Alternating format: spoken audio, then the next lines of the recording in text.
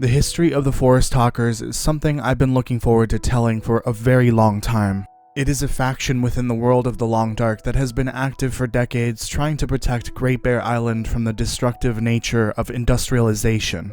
From fighting corporations to committing acts that some would call terrorism, the Forest Talkers have shaped the history and economy of Great Bear Island in order to protect Mother Nature. While they have good intentions for the sake of the island, their efforts have been far from morally good. Before I continue, please make sure to comment, like, share, subscribe, and hit the notification bell so I can keep making these videos. The exact timing for when the Forest Talkers was formed isn't known, but I can estimate it to sometime in the 1990s. The history of the Forest Talkers is tied directly to the history of Carter Dam.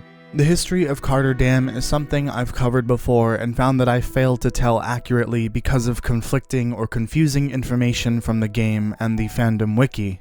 This is a summarized history of the dam. The dam would be constructed by Richard Carter in the 1960s, but it would be abandoned by the end of the decade. The dam would open back up in the 1980s to be restored and modernized, but there were many complications. According to the Carter Hydro Dam collectible note, the Forest Talkers would intervene sometime in the late 1990s, causing then Carter Hydro Energy CEO Robert Clark to shut down the dam permanently. The Forest Talkers had taken over the dam and kidnapped its skeleton crew. Eventually, they would free the captives, and their victory at Carter Dam would fuel their continued war against industrialization.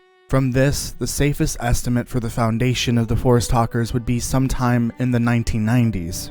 The Forest Talkers consisted mostly of Great Bear Island natives and would use flyers to advertise their existence. They would be based in the hunting lodge within the Broken Railroad region, which was the home of one of their first enemies following their victory at the dam, Briarhouse. The faction would use caution when communicating with each other. While standard wireless communication was spotty on the island, they used something called the sneaker net. I'm not sure exactly what this is, but their tendency to leave supply stashes everywhere with hidden notes leads me to believe this is how they would communicate in secret. Although, based on the trash can letter found in Carter Dam, the faction was a disorganized mess. In the letter, they are described as a ragtag bunch of dummies who are disorganized and have no plan. They would also warn their members to be careful who they could trust. Following their victory at Carter Dam, the Forest Talkers would escalate things on two different fronts. They would set their sights on Briarhouse, a logging company, and preserving Pleasant Valley. Since they were headquartered right next to the Briarhouse maintenance yard, I can only imagine the Forest Talkers were not charming neighbors. In my video called Memories of the Broken Railroad, I go over the buffer memories found in and around the maintenance yard, which paint a perfect picture for how much of a nightmare it must have been working for Briarhouse with the Forest Talkers around. The eco-activists would sabotage or vandalize Briarhouse property. This must have been in the 2000s based on the computers seen in the maintenance yard. In Pleasant Valley, the once booming mining industry would eventually collapse. This would mark the start of the valley's localized collapse. It is likely that this happened before the Forest Talkers moved in, as they noted how pristine the valley was. With mining out of the way, the valley was virtually devoid of industrial operations. This is where I want to take the time to scrutinize the game a little bit for something that bothers me when it comes to the game lore. It's the existence of notes and other collectibles and their placement in the world for an unknown amount of time. Take Milton for example, which has many notes scattered across the town, some of which date back 10 years. I find it incredibly hard to believe that a note from 2012 stuck to the side of the water tower is still in one piece 10 years later. With the wind and weather alone, that note should have disintegrated years ago. There are also notes in places that still had people present, but the note went unnoticed or untouched for all those years. Really, it comes down to because game. Those notes need to be there for storytelling purposes, even if it doesn't make sense at all. This causes confusion for the timing of notes that don't have a date attached to them. Why do I bring this up at all in this video? It all has to do with the timing of the arrival of the Forest Talkers, the timing of Pleasant Valley's mining industry collapse, and a series of 6 notes found in Wintermute episode 3. I was going to summarize them all here, but only 2 of them are relevant for this part. The other 4 are relevant for a later part of this video. In short, these notes and their existence in the world kind of hint that the mining industry had just collapsed in the valley when the Forest Talkers arrived, and this all happened just a few weeks before the start of the Quiet Apocalypse. These two notes are found in very odd places that make me question the age of the note or how long they have been there. The Forest Talker collectible Part 1 sounds like it is from the start of the Forest Talker's mission in the valley, but it is found in a prepper cache they had raided just a few days before the Quiet Apocalypse. The Pleasant Valley collectible Part 1 talks about the valley residents turning to timber cutting as a job source after the mines closed, but it is found in the rural store and likely had many visitors see it. So you see why the placement of notes in the world can lead to some confusion as to the age of the note and how long they have been there. While one note is old and is left in a place we know had just been visited by the Forest Talkers, the other is equally as old and sat in a store that had many opportunities to be moved or thrown out for who knows how long. Again, the reason for this is because game. They need to be there even if it doesn't make sense. Realistically speaking, I believe these are the order of events and the rough timing of them relating to the Forest Talkers and their arrival in Pleasant Valley. The mining industry collapses, but this is at least many years before the start of the Quiet Apocalypse. The Forest Talkers would arrive sometime later and see the potential for saving the valley from further industrialization. The residents of the valley would agree that timber would be their savior. There is no evidence of tree cutting in the valley, so it's possible that the Forest Talkers had something to do with that. At this point, we could be years ahead of the first flare, meaning we don't know much about what happened between their initial arrival and some events that took place much later in time. Just remember that it is also possible that these events occurred just months before the Quiet Apocalypse. Finally, we can jump to the two Forest Talker related events that are well documented and we can estimate the timing of. The first, which may be the Forest Talkers' most sinister act yet, is when they intentionally severed the valley from the highway. The town needed the highway for supplies, so this would force the valley residents to suffer through new hardships. This is told in the Forest Talkers collectibles Part 2 and 3, where they admit to taking to the road towards the highway and causing an avalanche to block it, and Pleasant Valley collectibles Part 2 and 3, which provide important context for this avalanche from the residents. The residents do notice the Forest Talkers and their mysterious presence down the road, but they ultimately blame the avalanche on the blizzard that occurred the same night. The Forest Talkers got off free and the valley would be severed from one of its lifelines.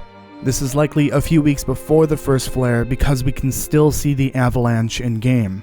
Also, Dan Presnell's buffer memories, which I covered in the Memories of Pleasant Valley Part 1 video, mention the avalanche and that the rural store shipments are monthly. He starts by complaining about one monthly shipment not being complete and ends by complaining that the following one didn't arrive at all. I firmly believe these were written before the first flare, therefore the terrible act committed by the Forest Talkers likely occurred a few weeks to a month before.